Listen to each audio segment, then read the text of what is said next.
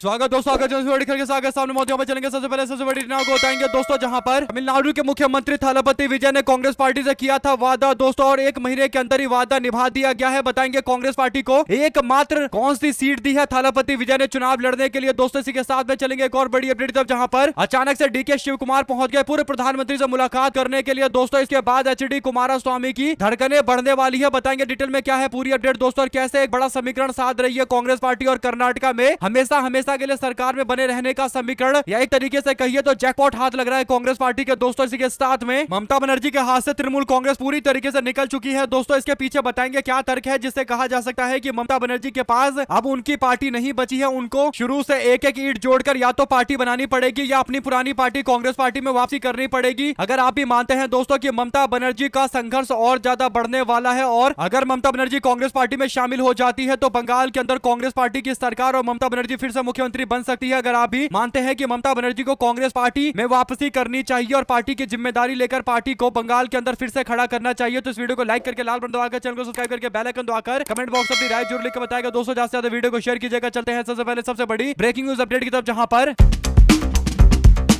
Congress party और थालापति विजय के बीच में जो गठबंधन हुआ है दोस्तों, यानी टीवी के पार्टी और कांग्रेस पार्टी के बीच में जो गठबंधन हुआ है वो कोई ऐसे ही हवाबाजी वाला गठबंधन नहीं है, बल्कि आपसी सहमति और विचारधारा को लेकर इतना ज्यादा आपस में एक सहयोग है दोस्तों, जिससे लग रहा है कि थालापति विजय की पार्टी टीवी के पार्टी और कांग्रेस पार्टी की विचारधारा में कोई अंतर नहीं है दोस्तों। और थालापति विजय कांग्रेस पार्टी को पहले अपने मंत्रिमंडल विस्तार में 2 मंत्रिमंडल का पोस्ट दे देते हैं दोस्तों, और बड़ी बात यह है कि शिक्षा जैसे बड़े मंत्रालय देते हैं, और कांग्रेस पार्टी को इससे पहले 59 साल पहले 2 मंत्रालय मिला था। और थालापति विजय ने पार्टी को तमिलनाडु में मजबूत किया, तो अब कांग्रेस पार्टी के लिए विजय ने एक और वादा पूरा किया है दोस्तों। तमिलनाडु में केवल एक सीट पर चुनाव होने जा रहा है, और उस सीट को लेकर थालापति विजय अगर चाहते तो उस सीट पर अपनी दावेदारी कर देते, और क्योंकि सबसे बड़ी पार्टी टीवी के पार्टी है और कांग्रेस पार्टी मना भी नहीं करती, क्योंकि कांग्रेस के 2 मंत्री तो पहले ही बन चुके हैं। लेकिन इसके बावजूद थालापति विजय ने वादा किया था कि वो राज्यसभा में कांग्रेस पार्टी के एक नेता को भेजेंगे, और अब उन्होंने आधिकारिक तौर पर ऐलान कर दिया है कि राज्यसभा की जो एकमात्र सीट है जिसमें 18 जून को वोट डाला जाएगा, उसमें कांग्रेस पार्टी को चुनाव लड़ाया जाएगा। यानी कांग्रेस पार्टी के पार्टी सिंबल पर राज्यसभा का चुनाव होगा दोस्तों, यानी कांग्रेस पार्टी का चुनाव चिन्ह होगा, और कांग्रेस पार्टी के नेता राज्यसभा में चुनकर जाएंगे। और थालापति विजय पूरी तरीके से समर्थन कर रहे हैं, यानी थालापति विजय 107 विधायकों प्लस कांग्रेस पार्टी के 5 और वाम मोर्चा के 2 के साथ साथ केरल में कांग्रेस पार्टी की सहयोगी पार्टी IUML के 2 विधायक तमिलनाडु में है, तो वो भी समर्थन में खड़े हैं दोस्तों। तो ऐसे में 115 का आंकड़ा चाहिए, तो आराम से एकजुट करके कांग्रेस पार्टी राज्यसभा में अपना उम्मीदवार जितवाने जा रही है दोस्तों। अगर ऐसे में आप भी मानते हैं कि थालापति जो वादा करते हैं वो पूरा कर रहे हैं, इससे पता चलता है कि कांग्रेस पार्टी और विजय का गठबंधन ये नेचुरल गठबंधन है, यानी प्राकृतिक गठबंधन है। दोनों की विचारधारा में कुछ खास अंतर नहीं है, दोनों की विचारधारा एक ही जैसी, कह सकते हैं कि कांग्रेस ही टीवी के और टीवी के ही कांग्रेस पार्टी है। और इसीलिए अब जो अपडेट है दोस्तों वो ये कि कांग्रेस पार्टी एक नेता का नाम आगे करेगी सीट को लेकर। तो एक नेता जिनका नाम सबसे आगे चल रहा है दोस्तों वो प्रवीण चक्रवर्ती है। प्रवीण चक्रवर्ती कांग्रेस पार्टी के उन 2 नेताओं में से एक है जिन्होंने तमिलनाडु के अंदर कांग्रेस पार्टी के नेता राहुल गांधी और पार्टी आला कमान पर दबाव बनाया कि आप थालापति विजय के साथ गठबंधन बनाइए। जनता में उन्हें लेकर एक लहर चल रही है, राहुल गांधी भी इस बात पर तैयार थे, और इसके विधानसभा चुनाव में कांग्रेस और टीवीके का गठबंधन बनने वाला था दोस्तों। लेकिन कांग्रेस के कुछ वरिष्ठ नेता है जिनका खुद का हित है तमिलनाडु के अंदर, जिसमें एक नाम पी चिदम्बरम और उनके बेटे कार्तिक चिदम्बरम का है दोस्तों, जो पार्टी पर दबाव बनाते रहे कि डीएमके के साथ में ही गठबंधन जारी रहना चाहिए। लेकिन सबको पता है कि चिदम्बरम का फायदा इसी बात में है कि डीएमके और कांग्रेस पार्टी का गठबंधन रहे, क्योंकि चिदम्बरम खुद राज्यसभा में चुनकर चले जाते हैं और उनका बेटा लोकसभा का चुनाव डीएमके के इशारे पर जीत जाता है दोस्तों। ऐसे में लेकिन कांग्रेस पार्टी आगे निकल गई है और प्रवीण चक्रवर्ती को अब राज्यसभा भेजा जाएगा, तो इसमें कोई आश्चर्य नहीं होना चाहिए, यानी नाम भी लगभग तय हो चुका है। साथ ही साथ कांग्रेस पार्टी कर्नाटका के अंदर अब 5 साल की राजनीति नहीं दोस्तों, लगभग 25 साल की राजनीति कर रही है। ऐसा इसलिए बोला जा रहा है क्योंकि कर्नाटका के अंदर 3 बड़े हिस्से में लोग वोट डालते हैं दोस्तों। एक बड़ा समुदाय है लिंगायत समुदाय दोस्तों, यानी एक बड़ा हिस्सा लिंगायत समुदाय का है जो भारतीय जनता पार्टी को येदियुरप्पा के नाम पर वोट देता है, और जब येदियुरप्पा बीजेपी से अलग हो जाते हैं तो लिंगायत समुदाय के लोग भी बीजेपी को वोट नहीं देते। लेकिन दूसरा जो सबसे बड़ा समाज है दोस्तों वो वोकालिगा समुदाय है, और वोकालिगा समुदाय से खुद डीके शिव कुमार आते हैं दोस्तों, और वोकालिगा समुदाय के नाम पर ही अपनी पूरी जिंदगी राजनीति करते आए हैं एचडी कुमारस्वामी और देवेगौड़ा, पूर्व प्रधानमंत्री एचडी देवेगौड़ा, क्योंकि वोकालिगा समुदाय से आते हैं दोस्तों। तो जैसे ही कांग्रेस पार्टी के मुख्यमंत्री डीके शिव कुमार ने शपथ लिया दोस्तों, वैसे ही उन्होंने फैसला लिया कि वोकालिगा समुदाय के अब तक के सबसे बड़े नेता कहे जाने वाले पूर्व प्रधानमंत्री एचडी देवेगौड़ा से मुलाकात किया जाए, और देवेगौड़ा के घर पर पहुंचे दोस्तों और पैर छूकर उनका आशीर्वाद लिया डीके शिव कुमार ने, और आशीर्वाद के साथ साथ वोकालिगा समुदाय के बीच में क्लियर कट मैसेज भेज दिया कि देवेगौड़ा अब राजनीति में सक्रिय नहीं है, और वोकालिगा समुदाय का अगला पीढ़ी का नेता यानी अगले पीढ़ी का नेता नेता मैदान में उतर चुका है, यानी डीके शिव कुमार आ चुके हैं दोस्तों। और डीके शिव कुमार क्योंकि मुख्यमंत्री बन गए तो वोकालिगा समुदाय के पास ये बोलने का पूरा हक है कि उनके समाज का एक व्यक्ति मुख्यमंत्री है। और वोकालिगा समुदाय जो कांग्रेस पार्टी से अमूमन दूर रहता था दोस्तों, इसके पीछे बड़ा कारण ये था कि वोकालिगा समुदाय के पास पहले खुद का नेतृत्व था, यानी कुमारस्वामी और एचडी देवेगौड़ा को वोकालिगा समुदाय के लोग वोट देते थे दोस्तों। लेकिन कांग्रेस पार्टी ने अपने अहिंसा समीकरण को साथ में लेकर चलने वाले नेता सिद्धरमैया को कई सालों तक मुख्यमंत्री बनाया। और इसके बाद कांग्रेस पार्टी का जो अहिंसा समीकरण है जिसे सिद्धरमैया साथ कर रखते हैं दोस्तों, उसके साथ में कांग्रेस पार्टी और वोकालिगा समुदाय को जोड़कर एक ऐसा समीकरण बनाया गया है जो अपने आप में लाजवाब है दोस्तों, जिसका कोई जवाब बीजेपी नहीं ढूंढ सकती है। और ये भारतीय जनता पार्टी के खिलाफ कांग्रेस पार्टी ने अगले 20 साल की अपनी रणनीति बना ली है दोस्तों। अगर आप भी मानते हैं कि कर्नाटका में कांग्रेस पार्टी के शासनकाल में इतना विकास हुआ है और उसके बाद जो समीकरण है वो पूरी तरीके से पार्टी के पक्ष में है, तो लिखकर जरूर बताएगा। साथ साथ चलते हैं एक और बड़ी खबर की तरफ, जहां पर तृणमूल कांग्रेस अपने इतिहास के सबसे बड़े संकट से जूझ रही है दोस्तों। और ममता बनर्जी क्यों बुरी तरीके से फंस गई है, या यूं कहिए कि अब इस बात को डंके की चोट पर बोला जा सकता है कि ममता बनर्जी के कंट्रोल में पार्टी नहीं है दोस्तों। इसके पीछे सबसे बड़ा तर्क दोस्तों वो है ये कि लगभग 30 साल तक सीपीआई यानी लेफ्ट पार्टी में राजनीति करने वाले रितव्रत बनर्जी ने पार्टी को तोड़ डाला है दोस्तों। 58 विधायकों को लेकर चले गए हैं और 58 विधायकों को एकजुट करके यानी 2/3 के लिए 53-54 विधायकों का समर्थन चाहिए, लेकिन 4-5 ज्यादा लाकर 58-59 विधायकों के साथ में रितव्रत बनर्जी ने ममता बनर्जी के फैसले को पलट डाला दोस्तों। ममता बनर्जी जिसको नेतृत्व देना चाहती थी और पार्टी का नेता विपक्ष बनाना चाहती थी, ऐसे शोभन देव चट्टोपाध्याय को हटा दिया गया है पोस्ट से दोस्तों। और उसकी जगह पर रितव्रत बनर्जी ने खुद जिम्मेदारी संभाल ली है। और रितव्रत बनर्जी को 58 से ज्यादा विधायकों का समर्थन मिला है और इसके बाद स्पीकर ने इनको नेता विपक्ष बना भी दिया है दोस्तों। तो एक तरीके से रितव्रत बनर्जी जो दूसरी पार्टी से आकर ममता बनर्जी की पार्टी में केवल 6-7 साल रहता है दोस्तों, और 6-7 साल में ममता बनर्जी के फैसले को इसने पलट डाला। और बड़ी बात यह है कि रितव्रत बनर्जी कोई ऐसा बहुत बड़ा नेता नहीं है दोस्तों। इसके बारे में जब इसके बैकग्राउंड में आप जाएंगे तो पता चलेगा कि वाम मोर्चा में जब ये था यानी लेफ्ट पार्टी में जब ये रितव्रत बनर्जी था तो इसके ऊपर ऐशो आराम की जिंदगी जीने के आरोप लगे थे दोस्तों। और दबाकर पैसे खर्च किया करता था और महंगे महंगे सामान खरीदा करता था। यहाँ तक कि महिलाओं के प्रति इसके रवैये को लेकर सोशल मीडिया पर एक के बाद एक टेप आए हुए हैं दोस्तों, यानी वीडियो पड़ा हुआ है। और महिलाओं के साथ कई जगह पर आपत्तिजनक स्थिति में यह व्यक्ति नजर आया है दोस्तों। ऐसे में अगर ममता बनर्जी की पार्टी में कोई बड़ा विरोध करता नेता और कोई बड़े ओहदे का नेता होता यानी पार्टी में उसकी कड़ होती, तो माना जाता कि वो ममता बनर्जी का विरोध नहीं कर रहा है बल्कि अभिषेक बनर्जी के खिलाफ पार्टी में विद्रोह कर रहा है। लेकिन मामला एकदम उल्टा है दोस्तों, यानी रितव्रत बनर्जी जैसे व्यक्ति के साथ में विधायक आकर कैसे खड़े हो गई, एक बड़ा सवाल है दोस्तों। और सवाल एकदम स्पष्ट है कि सबके सब अपना जान माल बचाने के लिए बीजेपी के साथ जा रहे हैं। सबको पता है कि पैसा अगर बचाना है, जो कमाई की है वो बचाना है, तो बीजेपी के साथ जाओ वरना सरकार में भाजपा पहुंच गई है। और जिस तरीके का रवैया अपनाया जा रहा है दोस्तों, अभिषेक बनर्जी पर हमला करके एक मैसेज भी भेजा गया इन विधायकों को, तो एक तरीके से अब ये जान माल बचाने के लिए भाजपा और उसके हिसाब से फैसला ले रहे हैं दोस्तों। इससे ये बात समझ में आ गई है कि ममता बनर्जी के कंट्रोल में पार्टी है नहीं, क्योंकि अगर ये विधायक रितव्रत बनर्जी के कहने पर पार्टी तोड़ दे रहे हैं तो इसका मतलब वे सारे के सारे विधायक विचारधारा को लेकर नहीं बल्कि अपने जान माल को बचाने के लिए इस तरीके के फैसले ले रहे हैं। अगर आप इस पर कोई राय देना चाहते हैं दोस्तों लिखकर जरूर बताएगा। अगर आप भी मानते हैं कि अभी वाली जो पार्टी है टीएमसी वो तो ममता बनर्जी के हाथ से निकल गई है तो लिखेगा जरूर। इसके इतर अगर आप लोग कुछ और कहना चाहते हैं तभी लिखकर जरूर बताएगा दोस्तों। साथ साथ चलते हैं एक और बड़ी अपडेट की तरफ, जहां पर कॉकरोच जनता पार्टी 6 तारीख को दिल्ली के अंदर एक बड़ा आंदोलन करने का दावा कर रही है दोस्तों। जंतर मंतर पर सभी कॉकरोच जनता पार्टी के समर्थकों को बुलाया जा रहा है। कॉकरोच जनता पार्टी ने 3 प्रवक्ता नियुक्त किए हैं, जिसमें आम आदमी पार्टी से जुड़े हुए सौरभ दास के साथ साथ विजय दहिया और IIT Kanpur global management consulting firm McKinsey के सुतोष रांका को भी जिम्मेदारी दी गई है। लेकिन आम आदमी पार्टी से जुड़े हुए लोग हैं तो कहीं ना कहीं कॉकरोच जनता पार्टी को लेकर लोगों के मन में एक शक होता है कि कहीं ये पार्टी बाद में जाकर आम आदमी पार्टी का गुणगान ना गाने लगे और आम आदमी पार्टी में अपना विलय ना करवा ले। इसीलिए समर्थन करने से पहले लोग हिचकिचा भी रहे हैं दोस्तों। लेकिन क्योंकि आजकल नीट का एक बड़ा मुद्दा है और लोग चाहते हैं कि शिक्षा मंत्री या तो इस्तीफा दे या फिर आम जनता को न्याय मिले, तो लोग अभी इस बात पर ज्यादा सोच विचार नहीं कर रहे, केवल सोच रहे हैं कि उनकी बातें पूरी होनी चाहिए। नीट पेपर लीक मामले पर शिक्षा मंत्री पर कार्रवाई हो और सीबीएसई के OSM इसी मामले को लेकर कार्रवाई होनी चाहिए। और अब सोनम वांगचुक ने वीडियो मैसेज जारी करते हुए कहा कि मैंने CJP के फाउंडर अभिजीत दीपके से बात की, उनसे बात करके मुझे लगा कि उनकी मंशा गलत नहीं है, वे एक देश प्रेमी है और बदलाव चाहते हैं। वांगचुक ने कहा कि अभिजीत 6 जून को दिल्ली में लोगों को बुला रहे हैं। अगर 5 जून तक शिक्षा मंत्री धर्मेंद्र प्रधान ने इस्तीफा नहीं दिया तो मैं भी जंतर मंतर पर कॉकरोच जनता पार्टी के प्रदर्शन में शामिल हूंगा। दरअसल दोस्तों, अगर धर्मेंद्र प्रधान का इस्तीफा आता है तो ये कॉकरोच जनता पार्टी या किसी दूसरे नेता की वजह से नहीं बल्कि कांग्रेस पार्टी के नेता राहुल गांधी और साथ में इंडियन यूथ कांग्रेस NSUI के लगातार चल रहे ताबड़तोड़ संघर्ष के कारण होगा। क्योंकि जो सड़कों पर लाठियां खाते हैं सरकार वही हिलाते हैं। और इसीलिए जब 6 तारीख को कांग्रेस जनता पार्टी के लोग जंतर मंतर प्रदर्शन करने के लिए आएंगे और भीड़ जुटेगी, तब माना जाएगा कि सरकार पर दबाव बन रहा है। सोशल मीडिया और ये सब चीजों से दबाव नहीं बनता। अगर आप भी मानते हैं दोस्तों कि जो सड़कों पर है उसी को शिक्षा मंत्री के इस्तीफे का क्रेडिट मिलना चाहिए, तो अपनी राय जरूर लिखकर बताएगा। ज्यादा से ज्यादा वीडियो को शेयर कीजिएगा। चलते हैं एक और बड़ी खबर की तरफ, जहां पर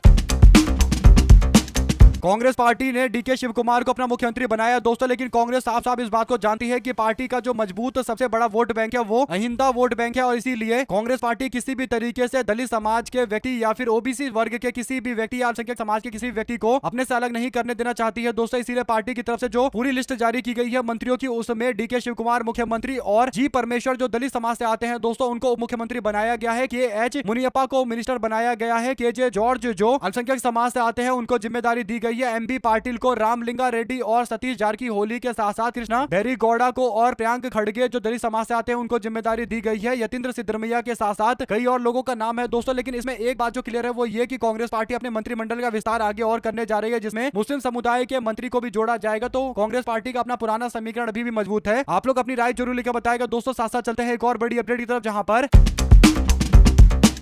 आप में से कई सारे लोग ऐसा सोच रहे होंगे कि अभी ये कहना कि ममता बनर्जी तृणमूल कांग्रेस पर अब कंट्रोल नहीं रख पाएंगी और तृणमूल कांग्रेस उनके हाथ से निकल जाएगा, ये एकदम जल्दबाजी में बोलने वाली बात है। लेकिन ऐसा बिल्कुल नहीं है दोस्तों, क्योंकि ममता बनर्जी को अगर वैसे नेता छोड़कर जाते जो पार्टी में अभी अभी जुड़े हैं या ममता बनर्जी के आसपास के नेता नहीं है, तो माना जाता कि शायद ममता बनर्जी के नेतृत्व को लेकर कोई दिक्कत नहीं है और पार्टी पर उनका कंट्रोल वापस से आ जाएगा। लेकिन दोस्तों स्थिति यह है कि फिरहाद हकीम जो कोलकाता के मेयर है दोस्तों, तृणमूल कांग्रेस 2010 से लगातार केएमसी यानी कोलकाता म्युनिसिपल कॉर्पोरेशन के अंदर अपना दबदबा रखती है दोस्तों, मेयर बनाकर रखती है और एक बड़े मुस्लिम चेहरे के तौर पर जाने जाते हैं फिरहाद हकीम, और कोलकाता जैसे बड़े शहर के मेयर है तो ममता बनर्जी के काफी करीबी भी है दोस्तों। ऐसे में फिरहाद हकीम ने अपने पोस्ट से इस्तीफा दे दिया है दोस्तों। उन्होंने कहा कि नई सरकार जब से बनी है तब से वो सही से काम नहीं कर पा रहे हैं और उन्होंने मेयर के पोस्ट से इस्तीफा दे दिया। हालांकि वो इस्तीफा नहीं भी देते तभी अगले 6-7 महीने तक वो आराम से मेयर रह सकते थे, लेकिन इसके बावजूद उन्होंने अपने पोस्ट से इस्तीफा दे दिया दोस्तों। और फिरहाद हकीम उन नेताओं में से एक है जो विधायक भी है और अभी जब ऋतव्रत बनर्जी ने बगावत की है तो उसमें भी साथ देते हुए दिखाई दे रहे। तो ऐसे में दोस्तों कहीं ना कहीं कह सकते हैं कि ममता बनर्जी का पार्टी पे से पूरा कंट्रोल निकल चुका है। आप लोग अपनी राय जरूर लिखकर बताएगा दोस्तों। साथ ही साथ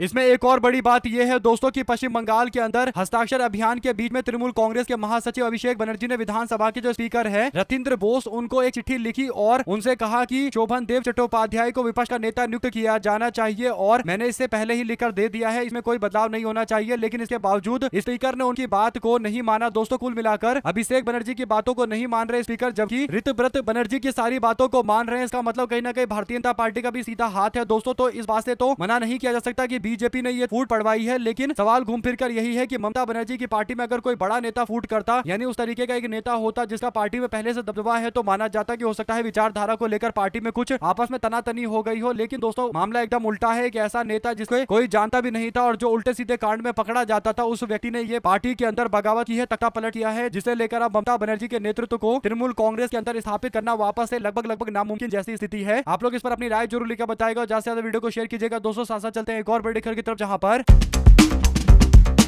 तृणमूल कांग्रेस के राष्ट्रीय महासचिव सांसद अभिषेक बनर्जी को कोलकाता स्थित घर पर उस समय ईडी के लोगों को देखा गया दोस्तों। जब वो छापेमारी करने के लिए पहुंचे, अधिकारियों ने उन्हें प्राइमरी शिक्षक भर्ती घोटाला मामले में समन जारी किया। अभिषेक बनर्जी को 15 जून को ईडी के सामने पेश होने के लिए कहा गया है और ईडी या अभिषेक बनर्जी की ओर से कोई बयान सामने नहीं आया दोस्तों, यानी सामने से जाकर समन दिया गया। देखते हैं ईडी इस मामले पर क्या कार्रवाई करेगी। लेकिन सबको पता है कि अभिषेक बनर्जी को जेल में डालने की पूरी कोशिश जाएगी। जिस तरीके से उत्तर प्रदेश के अंदर समाजवादी पार्टी के नंबर 2 नेता और मुस्लिम समाज के बड़े नेता आजम खान के साथ किया जा रहा है दोस्तों, उसी तरीके का व्यवहार अभिषेक बनर्जी के साथ किया जाने की पूरी संभावना है और ये जल्द आप देखेंगे अभिषेक बनर्जी को जेल में डालेंगे। और अभिषेक बनर्जी के नाम पर पार्टी में फूट भी पड़वाई गई है और अभिषेक बनर्जी को टारगेट करके जेल में भेजकर तृणमूल कांग्रेस की बची हुई स्थिति को भी पूरी तरीके से खत्म कर देंगे। लेकिन ममता बनर्जी के पास विकल्प है कि वो कांग्रेस पार्टी की जिम्मेदारी राज्य में संभाले और राहुल गांधी पूरा समर्थन ममता बनर्जी को देते हैं दोस्तों। तो ऐसे में अगर ममता बनर्जी चाहेंगी तो किसी भी पार्टी को वो बंगाल के अंदर केवल 1 साल 1.5 साल में खड़ी कर सकती है। तो कांग्रेस पार्टी को अगर वो खड़ी करते तो पार्टी नहीं टूटेगी, इसकी गारंटी कांग्रेस पार्टी आला कमान देगा। और ऐसे में देखना यह होगा कि ममता बनर्जी आगे क्या कदम उठाती है दोस्तों, क्योंकि ममता बनर्जी अब कम से कम नहीं कुछ तो 5 या 7 साल की राजनीति तो करने ही वाली है। तो ऐसे में ममता बनर्जी कैसे राजनीति करेंगी एक बड़ा सवाल है और अभिषेक बनर्जी को जो वो अपनी पार्टी ट्रांसफर करना चाहती वो भी शायद अब नहीं हो पा रहा। तो ऐसे में देखना है आने वाले दिनों के अंदर क्या कुछ होता है दोस्तों। लेकिन विपक्षी एकजुटता तो बहुत जरूरी है। आपको जो भी लगता है लिखकर जरूर बताएगा। ज्यादा से ज्यादा वीडियो को शेयर कीजिएगा। साथ साथ दोस्तों सोशल मीडिया पर तेजी से लोकप्रिय हो रहे कांग्रेस जनता पार्टी के संगठन के विस्तार के दिशा में उठाया गया एक कदम चर्चा का विषय है दोस्तों, जहां पर खोजी पत्रकारिता करने वाले सौरभ दास और विजय दहिया के साथ साथ आशुतोष रंका को पार्टी ने जिम्मेदारी दी है। दोस्तों सौरभ दास कानूनी, न्यायिक और सामाजिक मुद्दों को लेकर चर्चा में रहते हैं। हालांकि कांग्रेस पार्टी के कुछ समर्थकों ने कहा ये तो आम आदमी पार्टी से जुड़े हुए व्यक्ति हैं और इन्होंने कुछ खास योगदान समाज के काम में नहीं दिया और अभी आम आदमी पार्टी से कांग्रेस जनता पार्टी में आ गए हैं और कांग्रेस जनता पार्टी को अगर सबसे ज्यादा कोई प्रमोट कर रहा है, आगे बढ़ा रहा है तो आम आदमी पार्टी, और इसीलिए कांग्रेस पार्टी कांग्रेस जनता पार्टी के साथ खुलकर आने को लेकर थोड़ा संकोच कर रही है। दोस्तों अगर आप भी मानते हैं कि सबको एकजुट हो जाना चाहिए और साथ में मिलकर बीजेपी सरकार के खिलाफ लड़ाई लड़नी चाहिए और अगर आपस के कोई मुद्दे हैं तो वो बाद में भी निपटाए जा सकते हैं, लेकिन अभी जरूरी है कि सबको एकजुट होकर आम जनता की आवाज को तूल देना चाहिए, आगे बढ़ाना चाहिए। कांग्रेस पार्टी तो जमीन पर लड़ाई लड़ी रही है और आप देखते हैं कांग्रेस जनता पार्टी वाले जंतर मंतर पर क्या वाकई प्रदर्शन करेंगे या फिर 2-4 नेता को नजरबंद कर दिया जाएगा तो सब अपने घर जाकर बैठ जाएंगे, क्योंकि जमीनी स्तर पर आकर लड़ाई लड़ना ये अलग लेवल की चीज। दोस्तों सोशल मीडिया पर बोल देना और गप्पे छाटने से कुछ नहीं होता, स्थिति तभी बदली जा सकती है जब स्थानीय स्तर पर आम जनता संपर्क साधा जाए और एक माहौल बनाया जाए। आप लोग इस पर जो भी राय देना चाहते हैं दोस्तों लिखकर जरूर बताएगा, ज्यादा से ज्यादा वीडियो को शेयर कीजिएगा। साथ साथ दोस्तों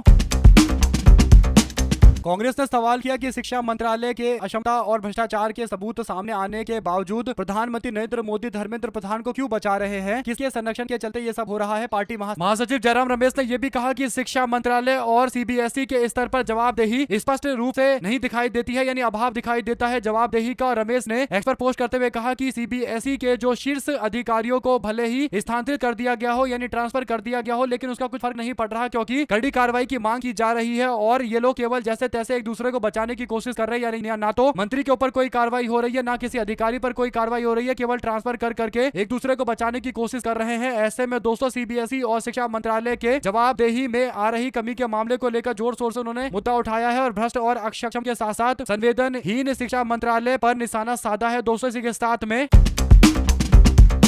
कर्नाटका के अंदर कांग्रेस पार्टी के मंत्रिमंडल के विस्तार को लेकर भी एक बड़ी अपडेट सामने आई है। दोस्तों कर्नाटका में यतींद्र सिद्धरमैया जो सिद्धरमैया के बेटे हैं उनको अर्बन डेवलपमेंट का पोर्टफोलियो यानी अर्बन डेवलपमेंट का मंत्रालय दिया जा रहा है, जबकि कृष्ण बैरगौड़ा को राहुल गांधी के जो करीबी है दोस्तों उनको बेंगलुरु डेवलपमेंट पोर्टफोलियो दिया जा रहा है, यानी बेंगलुरु के डेवलपमेंट का मिनिस्ट्री दिया जा रहा है। तो कह सकते हैं कि सिद्धरमैया के बेटे यतींद्र सिद्धरमैया को अर्बन डेवलपमेंट का मंत्रालय, लेकिन जो सबसे ज्यादा जरूरी माना जाता है और सबसे ज्यादा एक तरीके से मलाईदार मंत्रालय कहा जाता है वो है बेंगलुरु डेवलपमेंट पोर्टफोलियो। और इसीलिए कई सारे लोग समर्थक पूछ रहे हैं कि क्या कांग्रेस पार्टी एक नए तरीके से परिवर्तन करके कर्नाटका के अंदर स्थिति को अपने हिसाब से बनाने की कोशिश कर रही है, यानी क्या हाई कमांड कोई बड़ा एक्सपेरिमेंट कर रहा है, यह सवाल बनता भी है दोस्तों, क्योंकि यतींद्र सिद्धरमैया को बड़ा मंत्रालय मिलना चाहिए था और बड़ा मंत्रालय मिलना चाहिए था, ऐसी उम्मीद जताई गई है। लेकिन हो सकता है आने वाले दिनों के अंदर कुछ बड़े ऐलान किए जाएं। साथ साथ दोस्तों एक और बड़ी खबर सामने आ रही है, जहां पर